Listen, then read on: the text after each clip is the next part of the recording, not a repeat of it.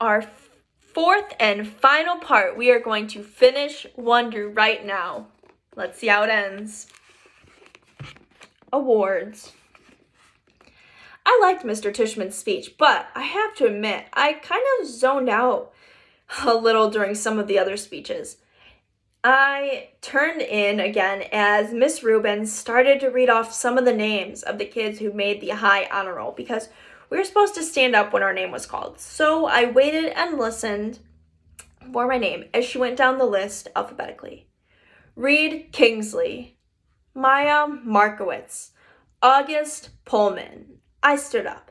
Then, when she finally finished reading off the names, she asked us all to face the audience and take a bow. Everyone applauded. I had no idea where in that huge crowd my parents might be sitting. All I could see were flashes of lights from people taking photos and parents waving at kids. I pictured Mom waving at me from somewhere even though she knew I couldn't see her.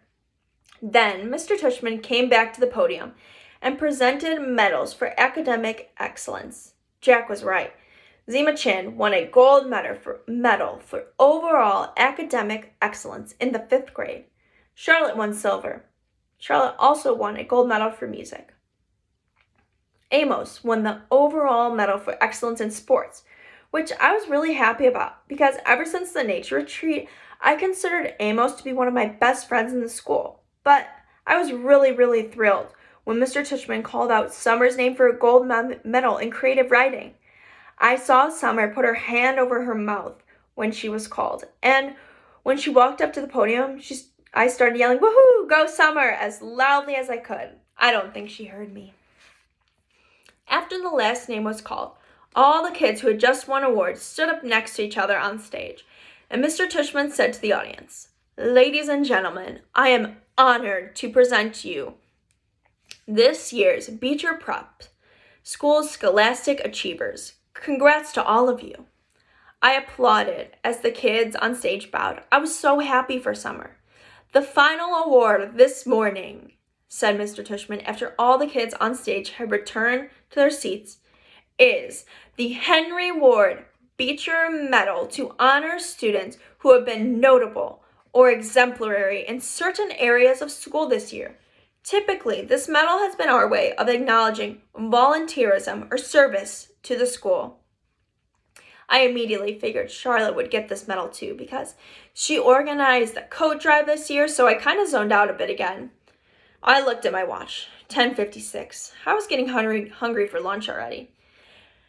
Henry Ward Beecher was, of course, the 19th century abolitionist and fiery ceremonist for human rights, after whom the school was named after, Mr. Tushman was saying, and I started to pay attention a bit again. While reading up on his live presentation for this award, I came across a passage that he wrote that seemed particularly consistent with the themes I touched on earlier. Themes I have been repeating all year long, not just at the nature of kindness, but the nature of one's kindness, the power of one's friendship, the testament of one's character, the strength of one's courage. And here, the weirdest thing to happen, Mr. Tushman's voice cracked a little, like he had got all choked up. He actually cleared his throat and took a big sip of his water. I started paying attention now for real to hear what he was saying. The strength of one's courage, he repeated quietly, nodding and smiling. He was still choked up. He held his hands like he was counting off. Courage, kindness, friendship, character. All of these qualities define us human beings and propel us on occasion to greatness. And this is what the Henry Ward Beecher Medal is all about, recognizing greatness. But how do we do that? How do we measure something like greatness? Again, there is no yardstick to measure something of that kind. How do we define it? Well, Beecher actually had an answer for that. He put his reading glasses on again and leafed through a book and started to read.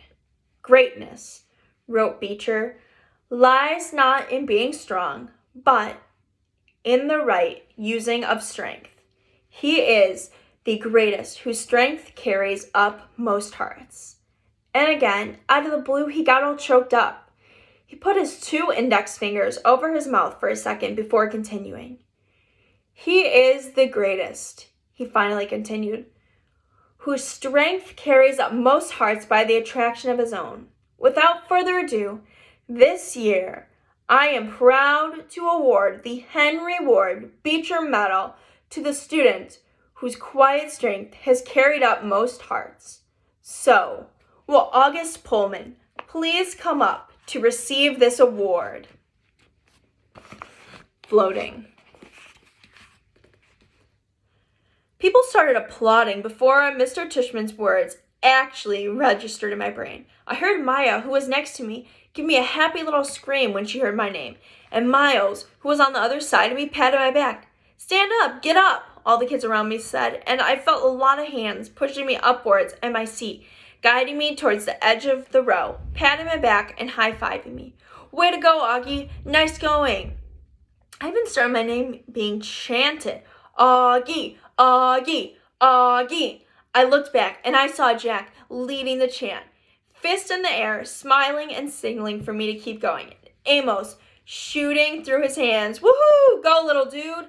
Then I saw Summer smiling as I walked past her row. And when she saw me look at her, she gave me the secret little thumb up mouth silence cool beans to me. I laughed and shook my head like I couldn't believe it. I really could not believe it. I think I was smiling. Maybe I was beaming. I don't know. I was so happy as I walked in the aisle towards the stage. All I saw was a blur of happy faces looking at me and hands clapping at me. And I heard people yelling out good things at me. I felt like I was floating. It was so weird. Like the sun was shining full force at my face and the wind blowing. As I got closer to the stage, I saw Miss Rubin waving me to the front row. And then next to her was Miss G, who was crying hysterically, a happy cry, a smiling cry. I walked across the stage towards Mr. Tishman, who shook my hand with both of his hands and whispered, "Well done, Augie," and then placed a gold medal over my head like they do in the Olympics. I wasn't even sure why I was getting a medal, really. No, that's not true. I knew why.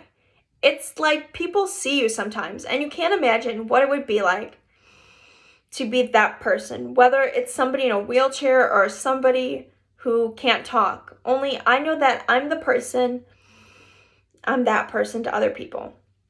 Maybe to every single other person in the auditorium. To me, though, I am just me. I'm an ordinary kid. Pictures. Afterwards, there was this reception for the 5th and 6th graders under a white tent in the back of the school. All the kids found their parents, and I didn't mind at all when Mom and Dad hugged me like crazy when Via wrapped her arms around me and swung me right and left about 20 times. Then Papa and Tata hugged me, and Aunt Katie, and Uncle Po, and Uncle Ben. Everyone was kind of teary-eyed and wet-cheeked, but Miranda was the funniest. She was crying more than anyone. She squeezed me so tight that Via had to practically pry her off me. Everyone started taking pictures and pulling out their flips, and then Dad got me and Summer and Jack together for a group shot. We put our arms around each other. I wasn't even thinking about my face for the first time. I was just smiling this big, fat, happy smile that the different cameras were just clicking and flashing away. Clack, click, click, flash, flash. Then Rita and Maya came over. Flash, flash, click, click. Then Charlotte came over. More. Flash, flash, click, click. And the next thing I knew, the 2 Maxes had come over, and Henry, and Miles, and Savannah. Then Amos came over, and Zima. And we were all in this big, tight huddle as parents clicked away as if we were on the red carpet. I lost track of everyone else who came over, but practically everybody came. All I knew for sure is that we were all laughing and squeezing each other tight, and no one seemed to care that my face was next to theirs or not. The Walk Home.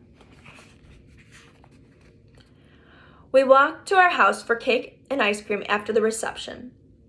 Jack and his parents and his little brother Jamie, Summer and her mother, Uncle Poe, Aunt Kate, Uncle Ben, Tata, Papa, Justin, Via, Miranda, and Mom, and Dad.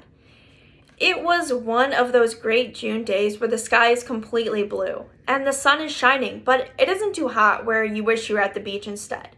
It was the perfect day. Everyone was happy. I still felt like I was floating.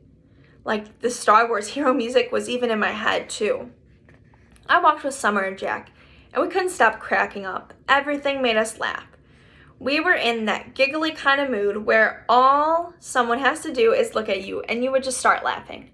I heard Dad's voice up ahead, and I looked up. He was telling everyone a funny story as they walked down Amfort Avenue. The grown-ups were all laughing too. It was like Mom had always said, Dad could be a comedian. I noticed Mom wasn't walking with a group of grown-ups, so I looked behind me. She was hanging back a bit, smiling to herself, like she was thinking of something sweet. She seemed really happy. I took a few steps back and surprised her by hugging her as she walked. She put her arms around me and gave me a squeeze. Thank you for making me go to school, I said quietly. She hugged me close and leaned down and kissed me on the top of the head. Thank you, Augie, she said softly. For what? For everything you have given us, she said, for coming into our lives, for being you. She bent down and whispered in my ear, You are really a wonder, Augie. You are a wonder. So that was such a good book. I really enjoyed reading this with you guys, and I hope you've enjoyed it too. And it's made your stay at home and not actually being into the classroom a little brighter. Bye, everybody.